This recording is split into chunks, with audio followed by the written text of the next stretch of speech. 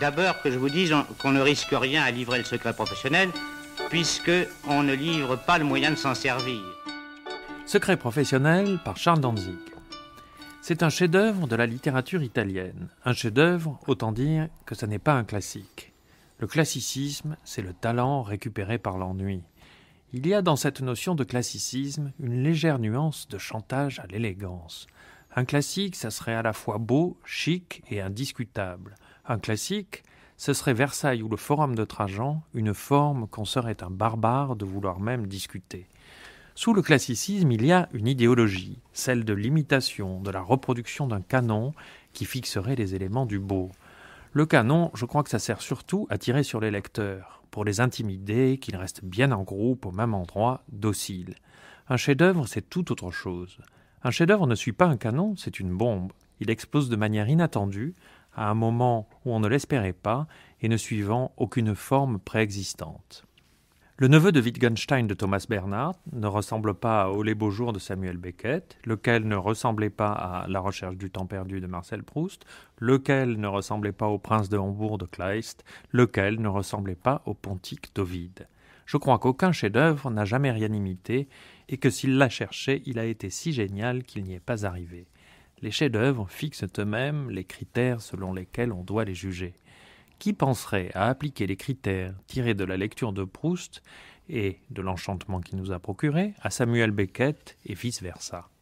Si un chef-d'œuvre ne ressemble à aucun autre, si même un chef-d'œuvre ne ressemble à rien, le Di Baldone de Giacomo Leopardi en est un grand exemple. C'est de ce chef-d'œuvre de la littérature italienne qui a 2500 pages dans son édition française et ne suit aucun modèle, dont je voudrais chercher le secret aujourd'hui avec son très savant et remarquable traducteur en français, Bertrand Scheffer. Le Di Baldone est publié, comme l'essentiel de l'œuvre de Leopardi en France, par les éditions Alia. Bertrand Scheffer, expliquez-moi d'abord qui était Leopardi. Je crois qu'il est né dans une famille aristocratique dans les Marches en Italie.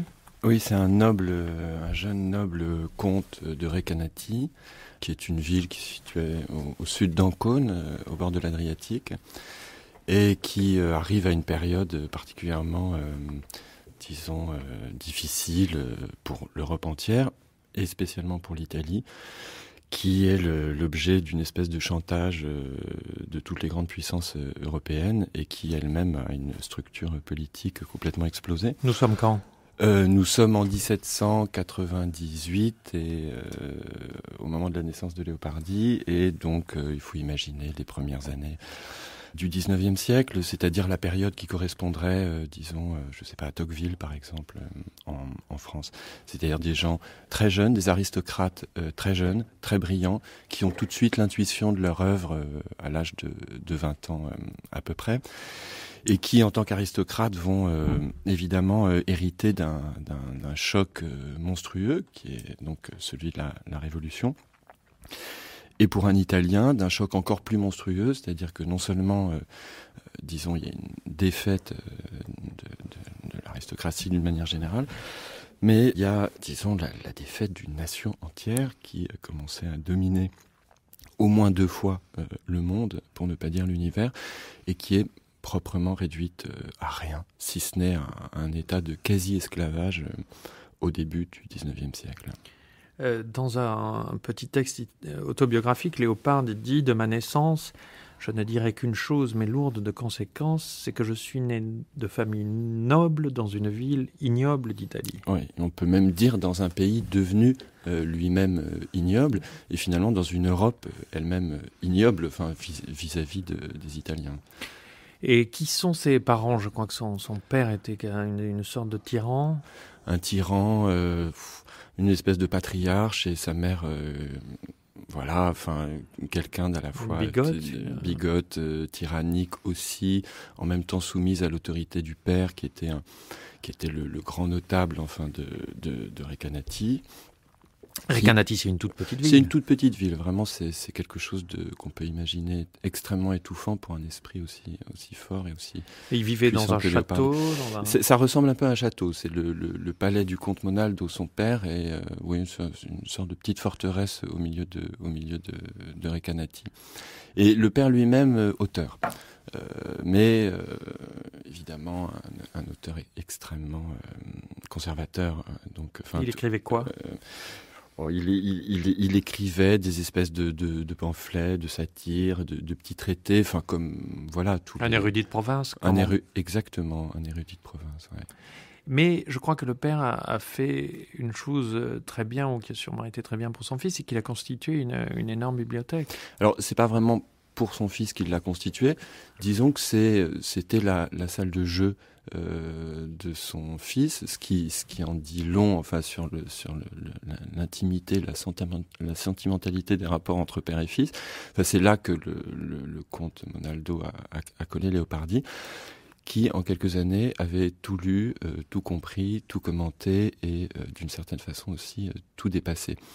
Est-ce que c'est vrai ou est-ce qu'on est dans la légende quand on dit qu'à 11 ans, Leopardi parle le grec, le latin, l'hébreu, l'espagnol, le français et l'hindi? L'hindi, je ne sais pas. Je ne pense pas. L'hébreu non plus, je ne pense pas. Mais le grec et le latin, oui. Il a traduit très jeune. Il a traduit très très jeune. Alors ça paraît vraiment exceptionnel aujourd'hui. Oui, après tout, Montaigne parlait latin à table avec son père. Oui, c'est ça. Il faut dire aussi que vous avez été un peu allusif en le disant, il était petit, bossu et malade. Oui, disons que c'est pas ce sur quoi j'ai le plus envie d'insister en parlant de Léopardi. Non, mais il faut le dire, c'est un élément de sa psychologie important. Mais disons que il n'a pas été spécialement conçu comme un viking, disons.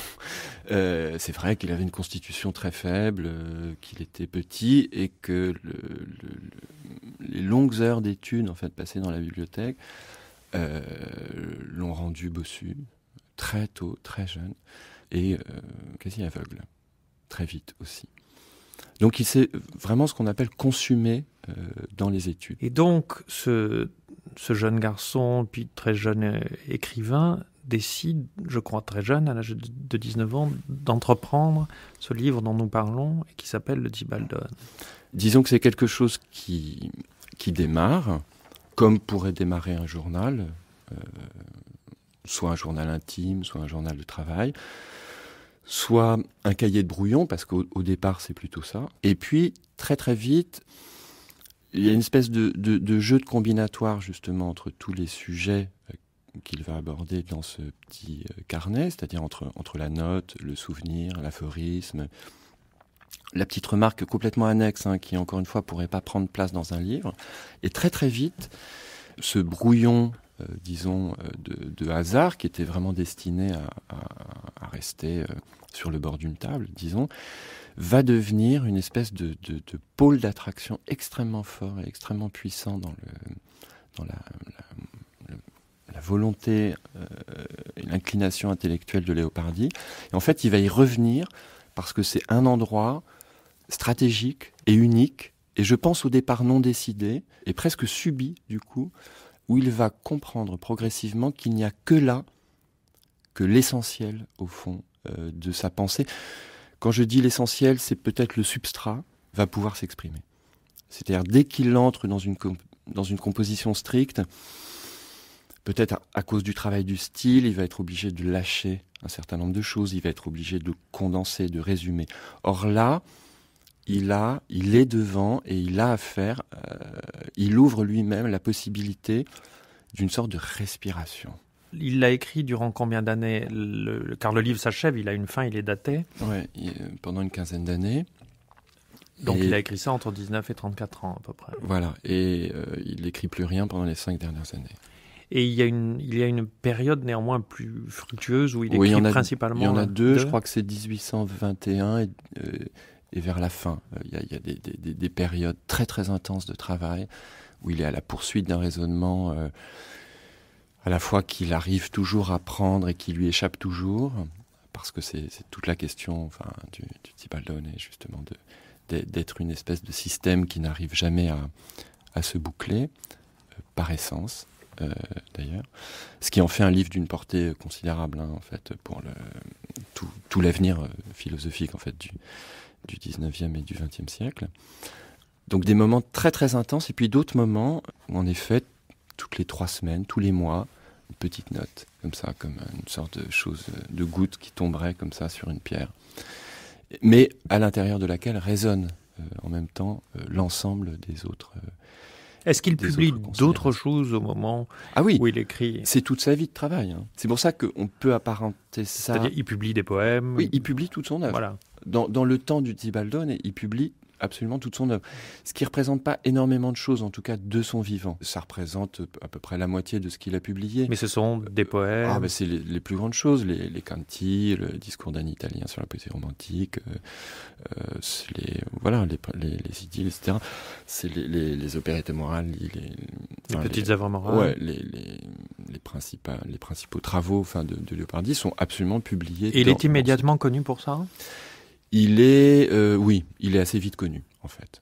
Il est assez vite connu, mais il a un rapport très autistique à sa propre carrière. Il accepte pas grand-chose, en fait. On lui propose assez vite des charges à la fois universitaires et puis des charges politiques. Il refuse tout. Et donc, vous diriez qu'il a été capté par son œuvre? Oui. Dans quel sens capté? C'est-à-dire que finalement, toute sa vie sociale et toute sa vie peut-être même intime a été effacée au profit de la composition littéraire. Oui, tout s'est passé dans son œuvre. Toute sa vie, courte, très brève, est passée... Il est mort à quel âge? Il est mort à 39 ans. Mais il est mort comme un jeune homme, dans tous les sens du terme. C'est-à-dire? Il est mort sans avoir vraiment vécu, sans avoir connu ce qu'un homme devrait connaître, a priori. Vous êtes bien elliptique, dites autant qu'il l'est, lui, dans ses journaux intimes. Donc, je sais pas. Je me suis toujours demandé, il a eu un exécuteur testamentaire, il n'a pas eu de grande affaire d'amour, personne ne sait. Il a eu des grands poèmes d'amour. Oui, mais ça, les poèmes d'amour, c'est autre chose que les affaires d'amour. Les poèmes d'amour sont parfois des supplétifs aux affaires d'amour. Je sais pas, Mais est-ce qu'il a jamais eu un vrai plaisir physique de la vie? Est-ce que d'abord, ce Ranieri, qui a été son exécuteur testamentaire, qui a été cet homme qui a été si bien pour lui, est-ce qu'après tout, il n'était pas éperdu d'amour pour ce Ranieri? C'est extrêmement difficile à dire. C'est vrai que la fin de la correspondance laisse supposer des choses un peu... peut-être ambigu, en même temps, c'est très difficile aussi parce que, l'expression un peu passionnée de l'amitié à cette période romantique, était toujours un peu hyperbolique aussi. Donc, vous y croyez à ça? Je sais pas. En fait, je suis pas sûr que ça ait un sens plus immense que ça, en fait, dans son œuvre. Non, ça peut avoir une importance parce qu'il a pu créer une immense œuvre de vierge. Je veux dire, ça peut être intéressant un écrivain, c'est un corps aussi. Donc, oui, bien sûr. Ça, je pense que c'est plutôt ça qui est intéressant. Bertrand Scheffer, vous venez de parler de Leopardi poète, et je voudrais que nous entendions un de ses canti, qui est l'Infinito, l'infini, dit par le grand acteur italien Vittorio Gassman. Sempre caro mi fu quest'ermo colle e questa siepe che da tanta parte dell'ultimo orizzonte il guardo esclude. Ma sedendo e mirando interminati spazi di là da quella e sovrumani silenzi e profondissima quiete, io nel pensier mi fingo, ove per poco il cor non si spaura. E come il vento odo stormir fra queste piante, io quello infinito silenzio a questa voce vo comparando, e mi sovvien l'eterno, e le morte stagioni, e la presente, e viva, e il suon di lei. Così fra questa immensità s'annega il pensier mio, e il naufragar m'è dolce in questo mare. Bertrand Scheffer, est-ce que vous auriez la gentillesse de nous traduire ce chant? Oui. D'abord, j'ai été frappé d'entendre la voix de... Gassman. Vieillissante et vieillie de Vittorio Gassman, qui lit donc un poème écrit par un jeune homme de 19 ans, enfin un peu plus de 19 ans, mais vraiment qui est le premier grand poème de jeunesse de Leopardi. Cette réunion est assez touchante. Je l'ai toujours aimé, ce mont solitaire, et cette haie qui de tous côtés dérobe aux yeux le lointain horizon. Mais lorsqu'assis, je regarde au-delà d'elle, ce sont des espaces sans fin et de surhumains silences, et un calme profond que ma pensée conçoit, où peu s'en faut que le cœur ne s'épouvante. Et comme j'entends le vent bruire parmi les feuilles, à cette voix je compare ce silence infini, et me reviennent l'éternel et les mortes saisons, et la présente, vivante, et son chant. Alors, ma pensée, dans cette immensité se noie, et il m'est doux de m'abîmer en cette mer. Bertrand Scheffer, ce livre prodigieux dont nous parlons, qui est le Zibaldone, vous nous avez dit tout à l'heure que à un moment donné, ce qui était fortuit, puisque c'était des notes prises en vue d'ouvrages éventuels, devient calculé. À un moment, ça se cristallise dans une volonté d'œuvre, n'est-ce pas ? Ou non ? C'est très difficile à dire. C'est-à-dire que c'est une œuvre qui reste un mystère, je pense. C'est une œuvre qui contient en elle-même aussi sa propre, à la fois son propre déploiement accidentel, et accidenté parce c'est un enregistreur d'expériences au fur et à mesure. C'est quelque chose qui vise le système et en même temps c'est quelque chose qui refuse le système. Comment ça ? C'est-à-dire que il revient sans cesse sur les mêmes thèmes. Pardonnez-moi de vous interrompre, oui. Je crois que nous n'avons pas assez dit positivement à quoi ça ressemble. C'est-à-dire que, voilà, c'est un très grand livre. C'est un énorme livre qui fait 4526 feuillets, qui se présente sous la forme d'un immense cahier et sous la forme, disons, d'un répertoire dont il a lui-même essayé de dresser un index à un moment, où, de manière chronologique, sont enregistrés des pensées, des morceaux d'essais, des bouts de poésie, des confidences, des visions, des rêves parfois, énormément de réflexions sur la langue, la philologie, l'histoire linguistique, la traduction, l'histoire des nations, l'histoire des peuples, la géographie, la géographie. C'est-à-dire qu'on a à peu près la botanique, la climatologie, enfin, on couvre à peu près tous les sujets de toutes les époques, d'une manière ou d'une autre, les livres byzantins, les encyclopédies latines, les recherches historiques anglaises, germaniques. Enfin, les découvertes qu'on fait de manuscrits latins à l'époque. Les découvertes de manuscrits latins, les découvertes d'îles vierges, de peuplades, les Ottanto, les îles Féroé. Enfin, on a absolument tout qui, à un moment donné ou à un autre, est traité directement ou indirectement dans le Zibaldone. C'est-à-dire que c'est une espèce de science absolue sans le système, qui est juste donné comme la rencontre, comme quelque chose qu'on croiserait sur son chemin. Et à chaque fois qu'on s'en saisit, on le pense. Et cette pensée, elle peut prendre une page ou elle peut prendre 50 pages. Vous venez de parler de l'index du livre, et je crois que c'est dans une des tentatives ou des projets d'index qu'on trouve ce mot de Zibaldone, qui s'écrit, au cas où les gens ne le sauraient pas, Z-I-B-A-L-D-O-N-E. Et qu'est-ce que ça veut dire d'ailleurs ? Zibaldone. Ça veut dire brouillon, ça veut dire mélange, ça veut dire miscellané. Est-ce que c'est pas aussi un peu, pardon de vous interrompre, ce que disait, ça me vient à l'esprit, Valérie Larbaud dans ses propres livres, il disait « mon livre, ce machin ». Est-ce que c'est pas une espèce de prodigieux machin ? Oui, absolument. Il y a une certaine désinvolture, en fait, de la part de Leopardi à dire l'index de mon Zibaldone de pensée. C'est-à-dire, c'est vraiment un brouillon, quoi. C'est mon carnet de notes. Alors, c'était un genre littéraire à la Renaissance, un genre très mineur, celui des Zibaldoni. Et c'est devenu, l'usage a fait en sorte que le mot prenne naturellement avec cette œuvre de Leopardi. Il ne l'a pas inventé, n'est-ce pas, ce mot ? Non, absolument pas. Non, c'est un vieux mot italien avec des racines hispaniques. Est-ce qu'il avait d'autres modèles ou d'autres idées en tête ? On dit qu'il a pensé au dictionnaire philosophique de Voltaire, mais ça peut aussi faire penser aux Nuits attiques d'Olugel, le grammairien latin, qui était une espèce d'énorme compilation et aussi passionnante comme ça, non ? Est-ce qu'on sait ça ? Non, mais précisément, il ne suit aucun modèle. Comme vous le disiez en introduction sur les classiques, Il n'y a pas de règle pour les chefs-d'œuvre. Un chef-d'œuvre devient classique très longtemps après s'être formulé en tant que chef-d'œuvre. Le classique, c'est une rétrospection sur le chef-d'œuvre, mais qui est lui-même est livré à la pure intuition d'une forme qu'il invente.